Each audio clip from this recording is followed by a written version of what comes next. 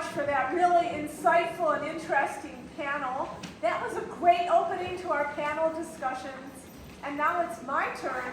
I'm going to be moderating a panel on the topic of better life. So what do I mean when I say better life? What are these startups doing in this area? We're going to be talking to 3 startups, and they are offering various technical solutions to help make people's everyday lives better. Whether it's by using robotics to help solve the manpower shortage in healthcare and service industries, or applying AI to help prevent dementia, or innovative ways to help people who don't have access to traditional banking. So we're going to hear the details of how they're applying all these ideas to make people's lives easier and better. So now I'd like to ask my 3 startups to come up and join the panel. So we're going to start first with Dr. Hanafiya Yusuf, who is founder and CEO of Robopreneur. Next we'll have Jae-Ling Chung, who is CTO and co-founder of Sylvia Health. And finally, Sarah Dewanto, who is founder and CEO of Tuitape.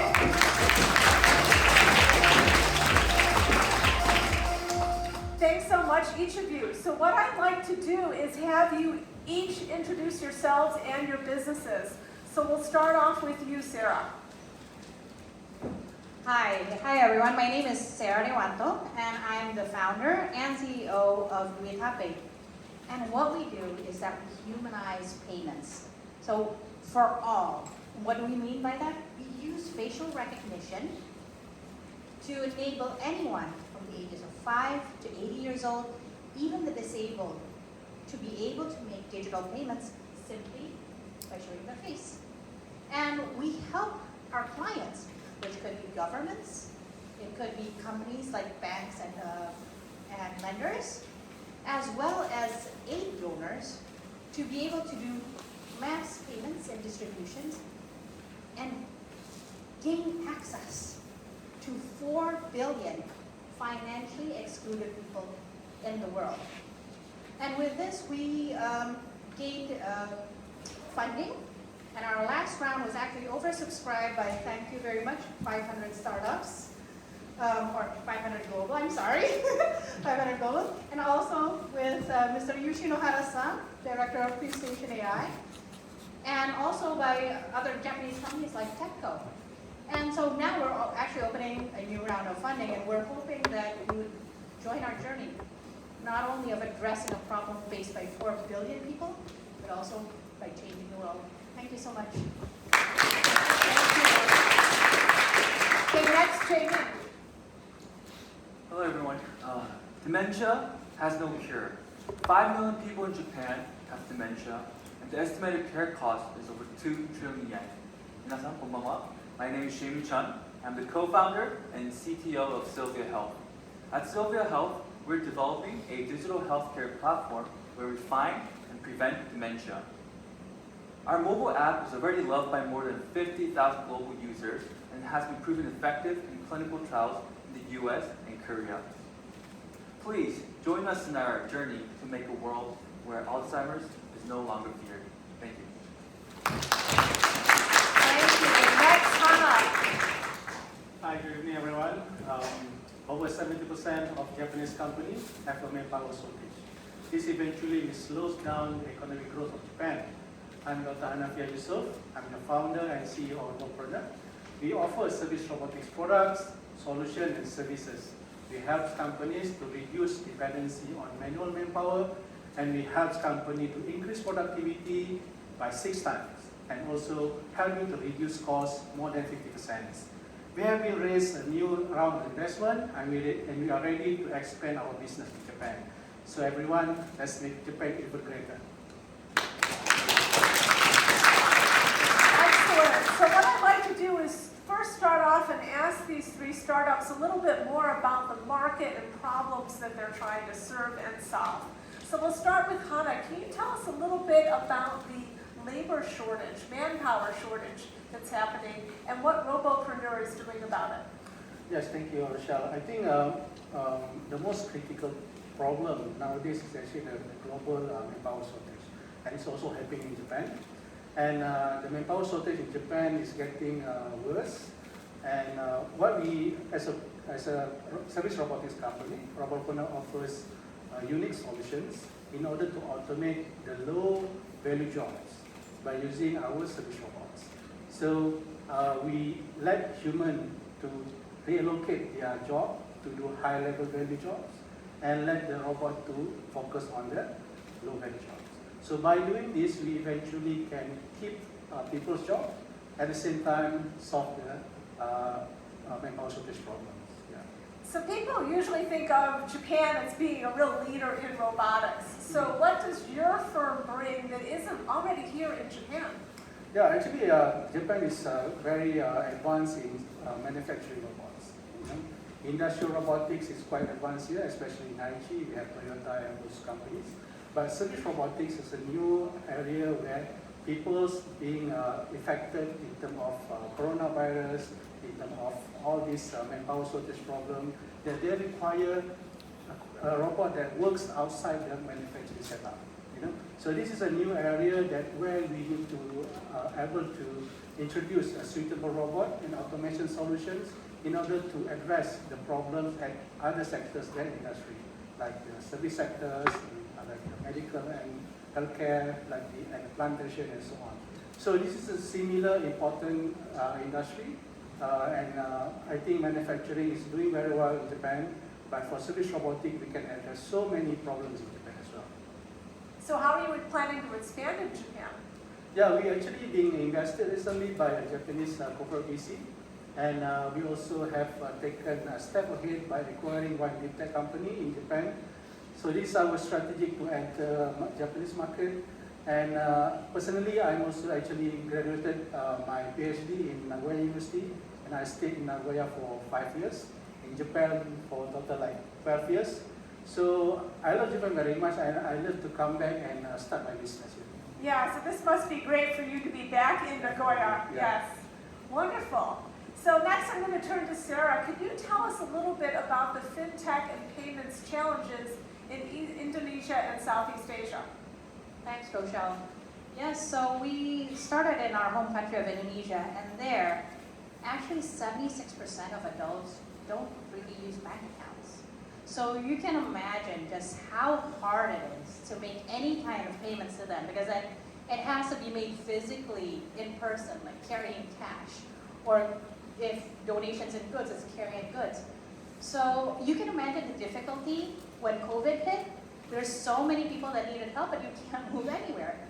But that's where actually we grew 13 times during at the first onset of COVID, because we solved that problem.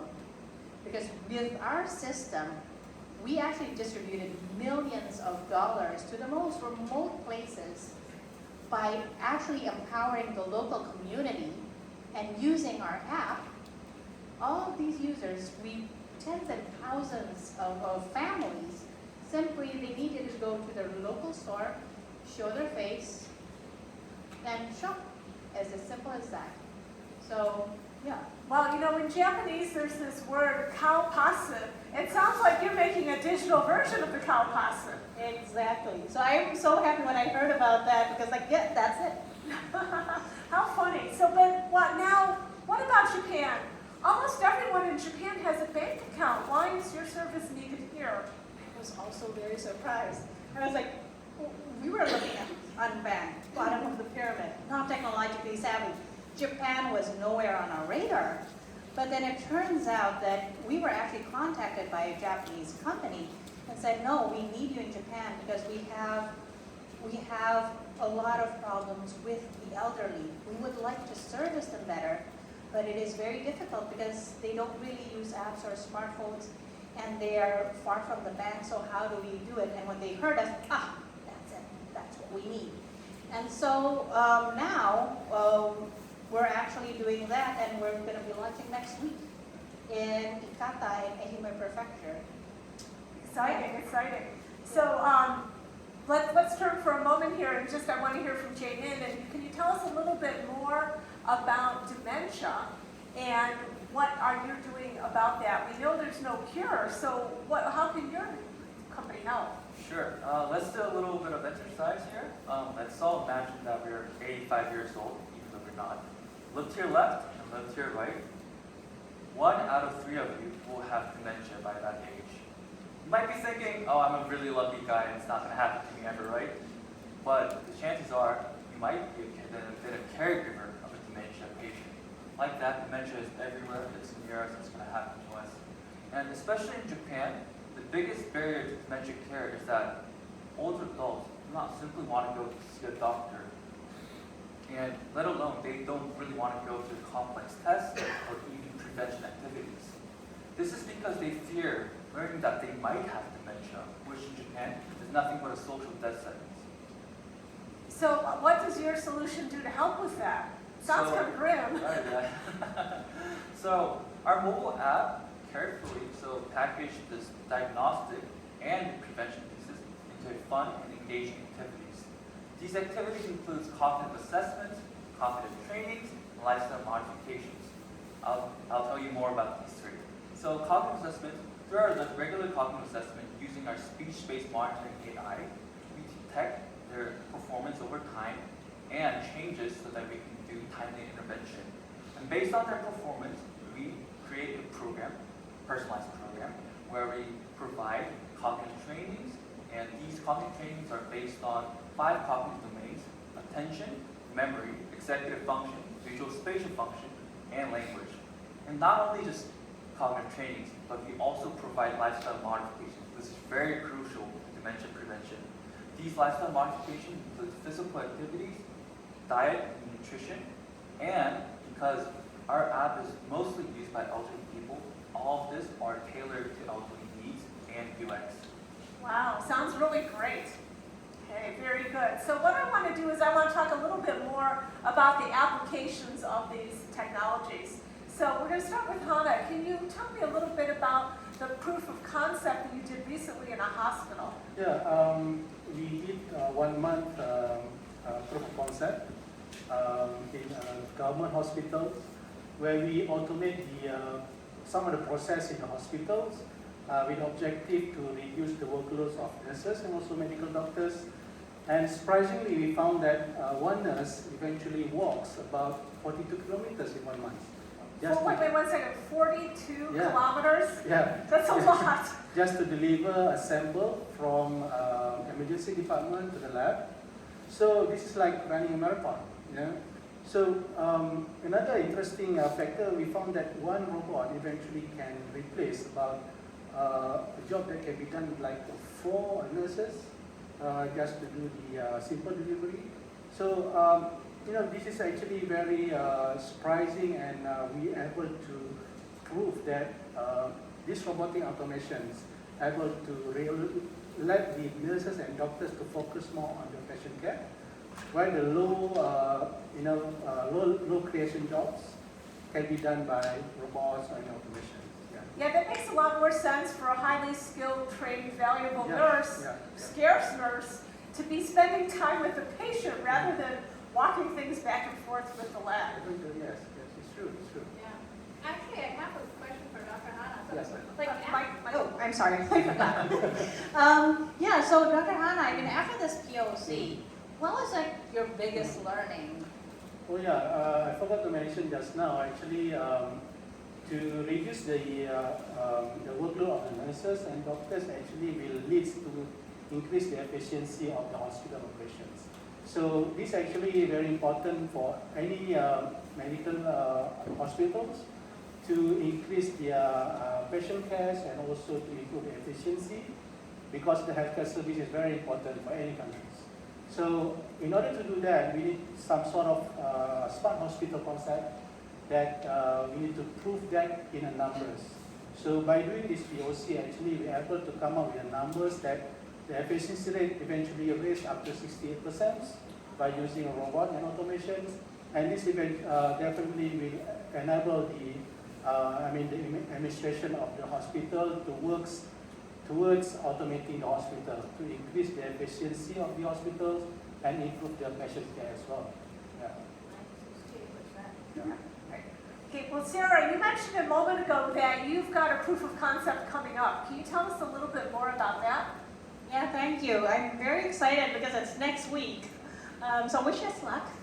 Our client is the government of Ikata, which is a town in the Aichi prefecture.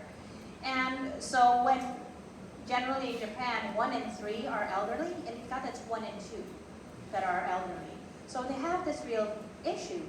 And they want to provide services, but it's very difficult. How do you do it with the elderly? But with our system, now, the elderly of Ikata, well, no, not now, next week, the elderly of Ikata will be able to simply just show their face to ride the bus, show their face to go to the onsen, show their face to go to the communal dining area and even to shop without bringing anything. No app, no card, no nothing, just their face. So what kind of partners are you looking for to help you spread this technology? Thank you for asking. That is really important for us because like right now, it's one town in Ehime Prefecture. But what I'm really hoping is that this will become the first of many. And hopefully then starting in Aichi, that we'll have more city governments or town governments that would like to work with us. And after that, then throughout Japan, we would love to work with that. And number 2 is to enable this, as I mentioned before, we'd also love to get investors who are interested in joining our mission. Thank you. Terrific, okay. So yeah, go ahead. Yeah, I actually have a follow-up question because I'm personally very interested in these kind of POCs. And I was wondering, so I see the benefits of the users, like especially the elderly, but why are the governments interested in this kind of technology? Yeah, because for the governments, what they want to ensure is that their citizens actually get services. So previously, they could do either one of two. They would transfer the money, but then it was very difficult because even though they transferred the money, the elderly is very difficult to reach, and especially in the rural area like Ikata, to reach the bank. So what they have to do is they have to wait until their children or grandchildren come and ask, son, could you please go take my money in the bank?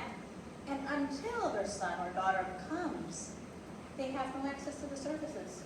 And then so with this, there's no need because they don't need the cash. All they need is just access to these services, and that's what we enable. Because your face is already pre-distributed and ready to use. Thank you. Very cool, very cool. So I've got a question for Jay Ming. My mother is 85 years old, and she's very sharp, but I'd like her to stay that way. And so I'm thinking I'm going to be visiting her next month, and I'm going to get your app for her. I'm curious, how do you find your users? Are they people like me who buy them for their parents, or do people buy them for themselves, or do their doctors recommend it? How does that work? So I think I could first answer this question by telling a personal story. Many of my co-founder and I, including also many of our team members, have dementia patients in their family, and we have started this company because we felt frustrated, that we couldn't do anything. So actually, many of our users, their caregivers, actually download the app for their parents and yes, and also we also have care centers who subscribe to our program in order to provide our program to their customers. But also, let's not forget there are many, many organic users who have downloaded the app themselves, to take care of their brain health. But no matter what the channel they come from, like no matter their age, no matter their sex, like people love our app. We can see that so the average daily usage of our app is over 25 minutes, and more than 70% of our customers stay using our app after 1 week. And this is because our team works very, very hard, and we do a lot of research and everything. But we also feel that our customers are feeling the need. They're self-motivated in using our app. That makes sense. That makes sense.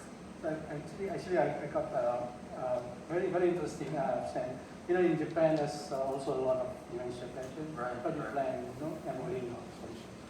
So we're currently located in Korea and the US mostly. And I want to say this, I mean, like all of you guys who have experience making products, you would know that users are very, very different. Like it could be their age, it could be like anything. And what we realize, especially we're targeting elderly users, we do a lot of UX research and like all the research we can do, clinical trials and everything. And what we're looking for right now is proof of concept and also user research in Japan. Because during this program, I visited a lot of daycare centers, especially for the elderly. And what I have realized is that some elderly here in Japan are not even used to using a smartphone. Like in Korea, more than like 90% of the 60s plus know how to use a smartphone and they're very used to it. Stuff like that is very different from user to user, country to country. So we're looking for opportunities. It can be governments, it could be corporates, it can be hospitals, care centers. We're open to all, and we'll be over there at the booth. Thank you. Okay, great. So time for my last question to all of you. I'd like you each to tell me, why is it important to you personally to be here in Japan providing solutions in Japan? And I'll start out with Hana. Okay, actually, for service robotics, Japan is a huge market. We know that Japan is quite advanced in industrial robots, but the service robotics, actually, there's a lot of application can be applied in Japan. And this opportunity, even I'm quite excited when I came back after Corona, after 2 years, I came back to Japan and I found that not so many service robots being used in Japan. So meaning this is a big opportunity for us, and we can help many industries like service, like cleaning industries to automate their process, to make things works more automatics and so on. And personally also actually because I've been living in Japan for a long time, and I've been also living in Nagoya in particular. I love to come back and start my business here. And being successful in Japan is very important for us because we have our plan to launch our IPO in Japan, in Tokyo Stock Exchange, and we have 5 years plan to do that. And this is actually very important for us to be successful in Japan. Yeah, very exciting. It sounds like a great plan. Yeah. Jimmy, how about you? Well, as Sarah mentioned, Japan is one of the fastest aging countries in the world, with over 30% of the population aged over 65 years old. And also, there's so many, tech buzzwords today. I mean, I'm pretty sure everyone tried ChatGPT. There's like AI, even digital health. But let's not forget, the elderly are left out of this whole buzzword and tag. And Silva Health, we are trying to solve the problem of dementia. But more importantly, we want to close the digital gap. And we are very successful in Korea, and we think if we succeed in Japan, we can go global, and Japan is the next step for us. Very exciting. And Sarah, how about you?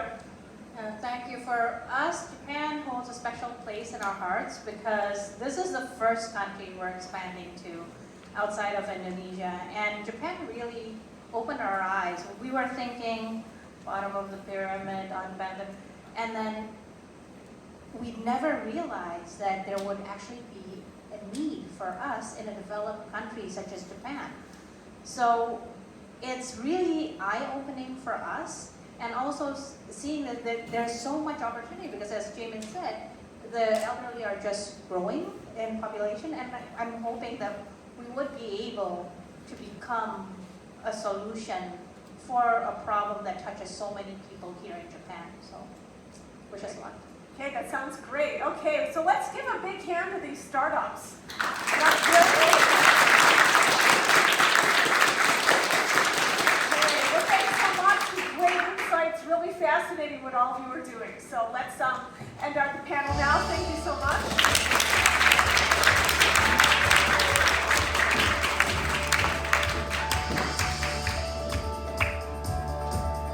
So now I'd like to hand it over to Tyson Battino. He's the other resident mentor for our program this year, and he's going to